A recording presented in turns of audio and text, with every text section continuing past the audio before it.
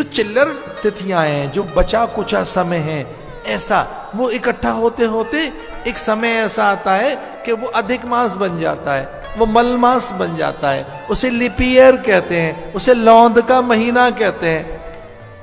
बची कुछ ही चीजें, यद्यपि मलमास है वो रिक्त मास है, खाली समय है वो रिक्त, उसका कोई देवी देवता नहीं, उसका कोई स्वामी नहीं। मलमास अत्यंत त्याज्य मास, ऐसा मास जिसमें कुछ शुभ कर्म नहीं हो सकते। तो बेचारा वो जो बचा हुआ काल था बड़ा लज्जित हुआ। उस काल ने कहा कि देखिए हमको मलमास कह रहे हैं आप, ये बचा कुचा और अंत्यज अथवा ऐसा काल जिसमें कोई शुभ कर्म नहीं होगा।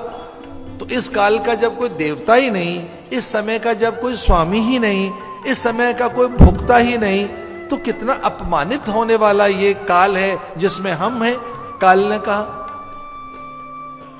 तो भगवान नारायण ने कहा कि कोई बात नहीं, इस काल का स्वामी मैं रहूंगा। इसे पुरुषोत्तम मास कहेंगे, मैं रहूंगा इसका स्वामी, डायरेक्ट इसका मैं स्वामी हूं। इसमें कुछ भी जो किया जाएगा वो मुझे प्राप्त होगा उस अधिक मास में। इस अधिक मास का फल भी अधिक होगा, इस अधिक मास का फल अनंत होगा, इसमें किया हुआ कर्म मुझे सीधे प्राप्त होगा और इस अधिक मास का स्वामी मैं रहूंगा। उसी अधिक मास का चयन किया भगवान ने हिरण्याकश्यपु के वध के लिए। और सभी प्रकृतियां उन्होंने, जल थल गगन, वो मनुज भी बन गए, वो नरसिंह भी बन गए, वो काल से परे की सत्ता, वो कर्म गति से भिन्न, वो एक विचित्र रूप धारण करके उन्होंने आयतन मध्य लिया। न आदि है, न अंत है, न मध्य है, न वो दिन है, न रात है, न सुबह है, न सांझ है, न बाहर है, न भीतर है, क्योंकि इसका कोई अंत ही नहीं है। एक सर्कल बना दिया जाए, एक वृत्त बना दिया जाए और पूछो कि ये कहां से आरंभ हो रहा है, गोल चक्कर पे घूमते रहो, कहां से शुरू हो रहा है पता ही नहीं। आप रिवर्स जाएंगे तब भी घूम के वहीं आएंगे। काल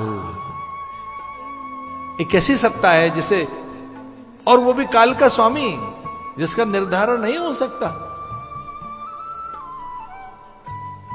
जो सरक रहा है भूत बनकर, जो है वो भविष्य है, जो अब है वर्तमान है।